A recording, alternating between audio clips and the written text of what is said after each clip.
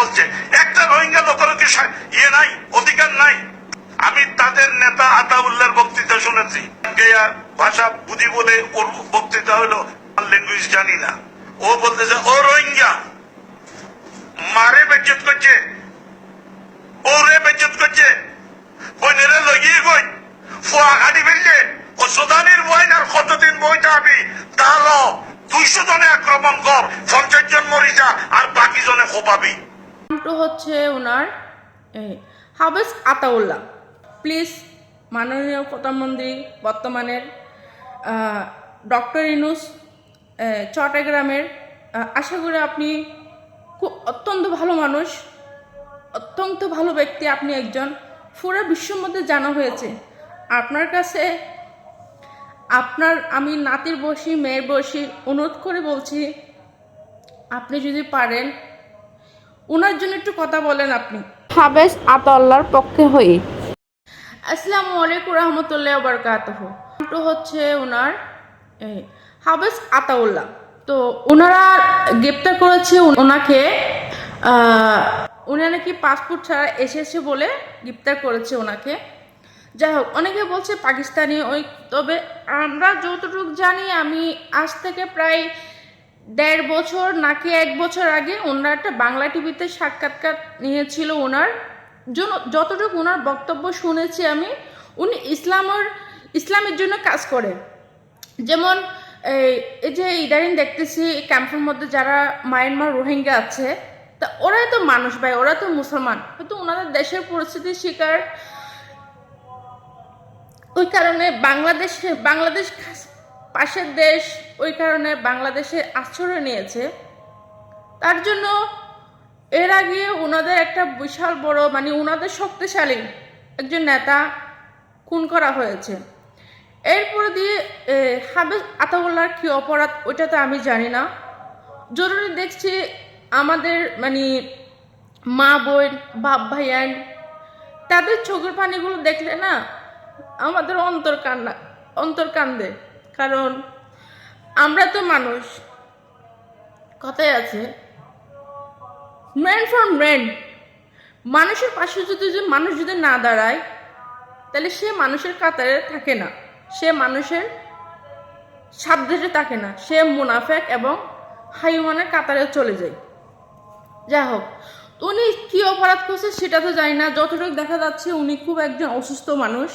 ওনার হাঁটা মানে body feature দেখে বোঝা যাচ্ছে কি উনি একজন অসুস্থ মানুষ, হয়তো চিকিৎসার কারণে আছে। যাই হোক, কোনটা তো আমরা জানি না, তবে যতটুকু অনুভব করে নিজ থেকে বলতে পারে অতটুকু বলছি। তো উনি যদি কোনো কারণে অপরাধ করে থাকে, অপরাধের শাস্তিটা দেন, তবে এমন শাস্তি দিবেন না যেহেতু উনি মরে যায়, যেন ওনার ভিতরে আঘাত হয়, আঘাত হওয়ার কারণে যেন লড়তে না পারে। প্লিজ মাননীয় প্রধানমন্ত্রী বর্তমানের ডক্টর ইউনূস চট্টগ্রামের, আশা করি আপনি খুব অত্যন্ত ভালো মানুষ, অত্যন্ত ভালো ব্যক্তি। আপনি একজন পুরো বিশ্বের মধ্যে জানা হয়েছে আপনার কাছে।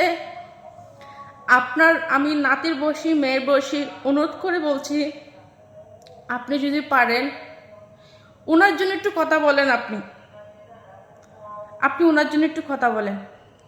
যাই হোক, ওনার পক্ষে বিভিন্ন এখানে আমি দেখতেছি, উনি অবশ্য যদি খারাপ মানুষ হয়তো, আসলে আমাদের চট্টগ্রামের কিছু মানুষ ওনার পক্ষে হয়ে কথা বলতো না।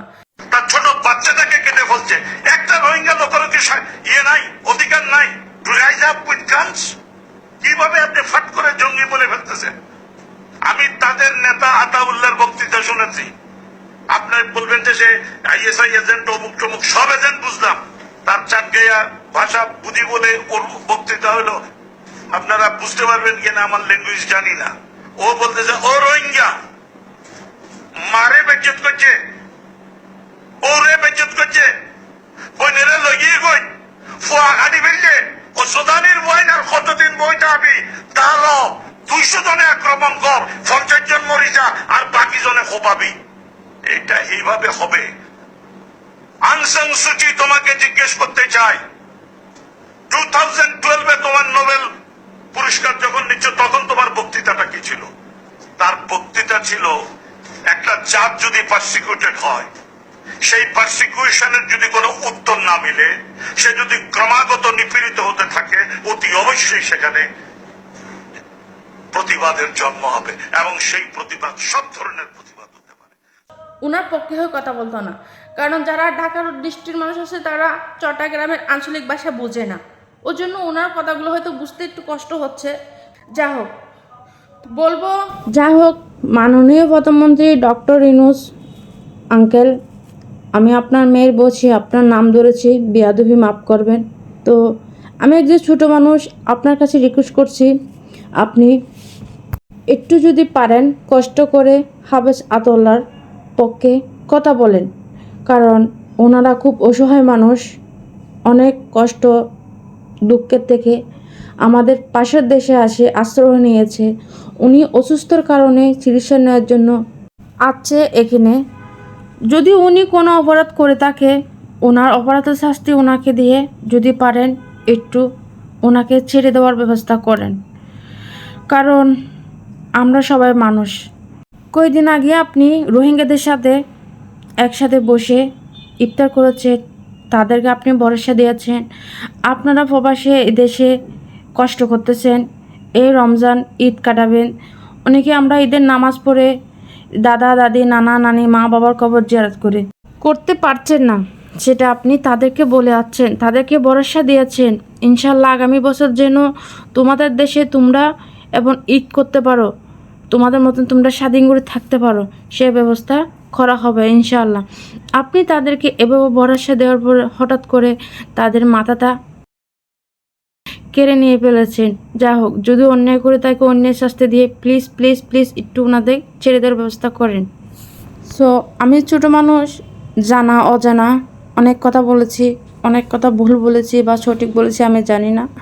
যদি কোনো কথা ভুল হয়ে থাকে ক্ষমা দৃষ্টিতে দেখবেন সবাই। তো সকলে ভালো থাকবেন। আসসালামু আলাইকুম।